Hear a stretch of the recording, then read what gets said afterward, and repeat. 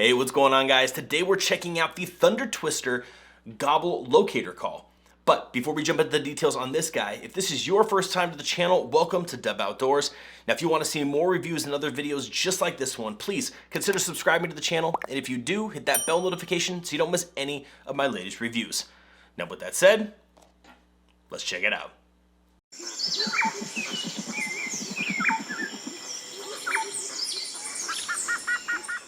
So first things first, let's talk about the materials and the design features of this locator call. So when you first pull it out of the package, it's a very straightforward, simple design, right? It's completely made out of rubber and plastic. On the bottom here, you're gonna have an open and close option here. You're gonna see it's just basically a quarter turn here, basically, to open and close this. And what this does is this allows you to, if it's closed, it's gonna walk in silence. You're not gonna make any sound if you have it in that closed position. You switch it to the open, and that's when you're going to be ready to actually use the call for its purpose.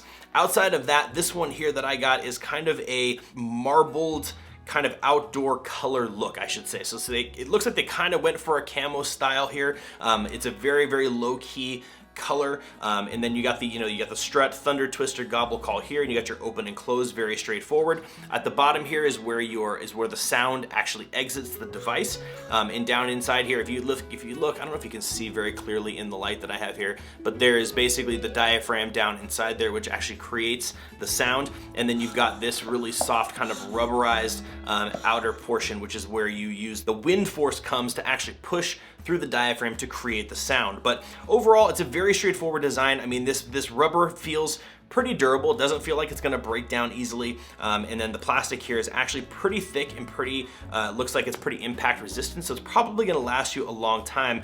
So for the price, this is a pretty solidly built little device. So now let's talk really quickly about what a locator call is, and then we'll head outside and I'll let you hear what it sounds like. So really quickly, what is a locator call, right? Now there are videos about this. There's tons of videos and video content. I'm gonna be making a video about this as well. And if you're watching this after I've already made that video, check down in the description below where I go in depth on locator calls. But just in short, in a nutshell, what a locator call is you get out into the turkey woods, you get out to the fields, you're ready to start the day, and you wanna get an idea of where the turkeys are, right? You can use a crow call, very common. Owl calls are also very popular, and then you have a gobble call. Now, gobble calls, I would definitely not recommend using on public land, right? If you're gonna be hunting on a private land and you know there's no other hunters out there, a gobble call is gonna be a very effective one because it will create basically a response from other gobblers in the area who may be aggressive or looking to group up, to come your direction, right? Now, one thing to mention is if you're doing this in public land, you may be calling other hunters to you. So you don't want to do that. So using a gobble call is for, I would say, more of a specific type of situation, but they're very, very effective. Now, again, going back to what a locator call is, very quickly, I get out to the turkey woods, I'm out in the fields, I'm getting ready to set up for the day. I wanna find out which direction are the turkeys in. You're gonna fire this guy off there, and hopefully if there are some turkeys within earshot, you're gonna hear them gobble in response.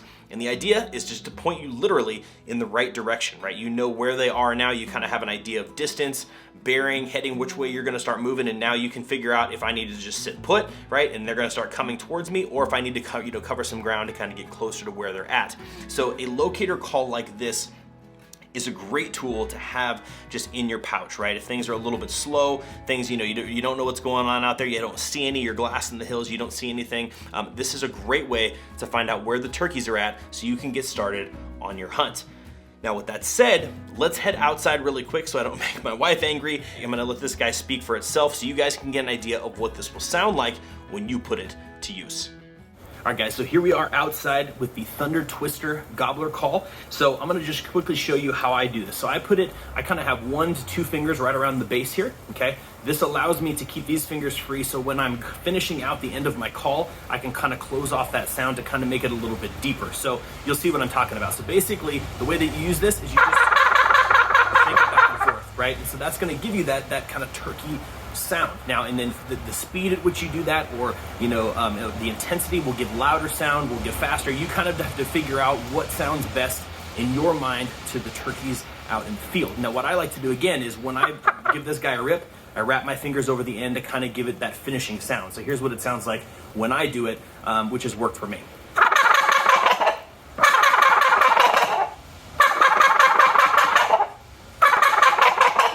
See, and then that you can hear when I close my fingers over the end, it kind of gets that deeper, throatier sound, which is generally what it sounds like when they're finishing their call anyway. So again, that is basically how you use the Thunder Twister. So pretty darn good. So as you guys just heard, this is a pretty good sound, right? I mean, it's not perfect. A lot of calls, you know, there are some other brands, other models out there. Some people are gonna say some are better than the others, but this one does get the job done, right? A turkey at a distance, you know, is gonna be fooled by this. If you know, especially if you get really good at kind of cupping your fingers and kind of, you know, getting that call to kind of fade off towards the end. You know, the more practice you have with this, you know, listening, you know, at home before you're out there in the fields, you know, listening to actual turkey calls and trying to mimic those as best you can. Just practice is going to make perfect here. And the better you are at it, the better responses you're gonna get, the more aggressive you're gonna get these turkeys coming in, and the more gobbling you're gonna hear back. So, but out of the box, if you just grab this guy and just ripped on it, you're gonna get a pretty good sound. It's pretty easy to use, very straightforward, and I really don't think there's a lot of skill required to use this, and it's a very powerful tool. But guys, as usual, I'm curious to hear what you think. Let me know down in the comments section if you think this is a solid device. Do you have one of these? Are you using one? If you're not using this one, which one are you using? Let me know down in the comment section below. I love chatting with you guys down there. And as usual, if you want to check this one out, I put a link to Amazon in the description below, so you can head over there and order for one for yourself to give it a shot on your next turkey hunt. But guys, that's it for me, and I will see you in the next review.